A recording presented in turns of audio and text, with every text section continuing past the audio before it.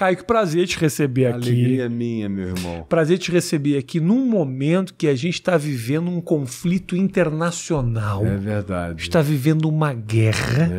Uma guerra que fala muito da gente, né? Fala muito da questão do ego, da busca, a busca por território, uma busca pessoal. O que você acha desse momento que a gente está vivendo e como nós estamos vendo um conflito desses, Caio? Na maioria das vezes, essas grandes guerras nascem de pequeninas coisas. Nascem às vezes de frustração sexual. O cara tá broxa, aí quer botar o pinto dele para a terra inteira conhecer, aí ataca o fraco, estupra uma população inteira. Outras vezes é insegurança interior, são complexos de inferioridade. Quando Obama disse que a Rússia era uma potência regional, o Putin ficou ferido, quis mostrar que ele era uma potência mundial. Ego, né? Ego. Não tem nada além de ego. Desde sempre. Desde os imperadores romanos. O Júlio César, ego. Marco Antônio, ego. E especialmente estimulado por Cleópatra. Aí você vê Tibério, ego. Cláudio, ego. Calígula, ego. Nero, ego. Domiciano, ego. Constantino, ego. Aí você pode ir subindo. Gengis Khan, ego.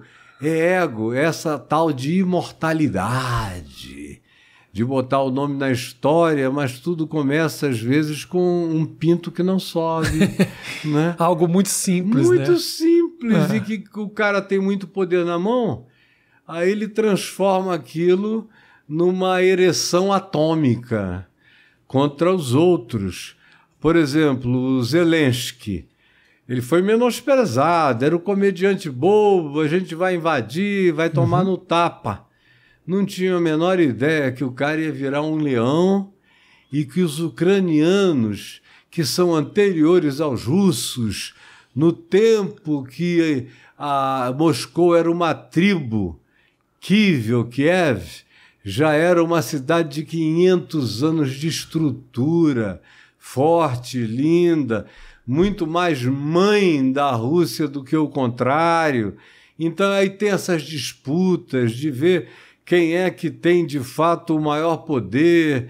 E o Zelensky surpreendeu esse pessoal todo, porque o cara disse, olha, você vai entrar aqui, eu não tenho nada, coquetel Molotov, mas eu tenho uma população que não vai se entregar.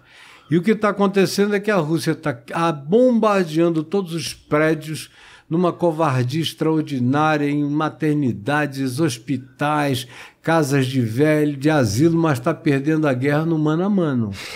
É muito louco ver como, né, Caio, um cara como esse, o Putin, consegue manipular toda uma população com uma certa facilidade, assim. É o isso controle acontece da informação, né? A importância da informação, no caso desse, que faz com que a população acredite em mentiras que têm um interesse gigantesco por trás. A história vem contando isso, né? E os poucos que ficam sabendo que estão indo às ruas, já tem milhares de presos.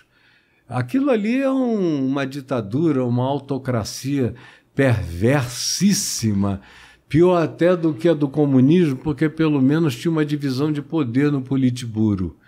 Com ele agora não tem divisão de poder nenhuma, e o cara vem da espionagem, da KGB, do envenenamento, da dissimulação, é um sujeito de sangue gelado, você olha para ele, parece um reptiliano, sem alma, de modo que esse é um dos homens mais perigosos que eu já conheci na minha vida. Meu amorzinho, pega meu celularzinho que eu tinha anotado umas coisas aqui para perguntar para o Caio. Você acha que qualquer ser humano tem o potencial de virar um ditador, um cara como Putin, assim? Todos nós temos esse potencial da maldade? Eu acho que não é todo mundo que tem, não. Tem algumas pessoas que não podem receber poder porque proporcionalmente ao poder que recebam, eles irão desenvolver esse potencial de perversidade. Especialmente os mais complexados.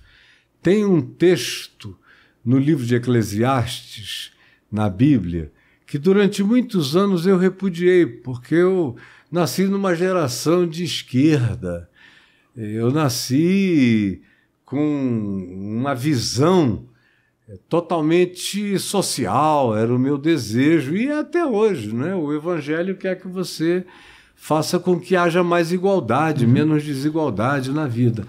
Mas lá no livro de Eclesiastes está dito o seguinte, que é loucura tirar alguém que está treinado para ser o príncipe e colocá-lo para puxar o cavalo real e colocar um servo complexado sentado na sela.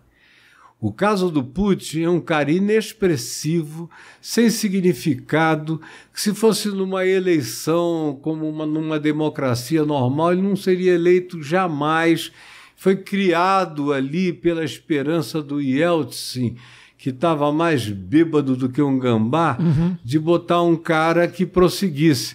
Eu não sei se você já viu o filme As Testemunhas de Putin. Não. Veja. É extraordinário porque foi sendo filmado antes, durante e depois.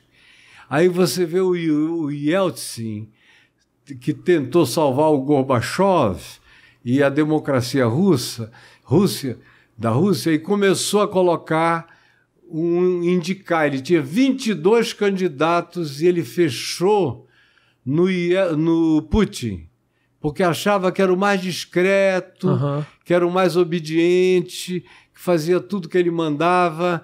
Aí ele foi e ele produziu e construiu o Putin. O que aconteceu logo depois é que no dia da eleição, que foi uma eleição meio fajuta também, o Putin ganhou por causa do Yeltsin. O Yeltsin feliz, aparece a filmagem na casa dele, ele e a mulher, os filhos, celebrando. Vamos falar com o Putin. Aí ligaram. Sabe quando que o Putin atendeu? Nunca mais.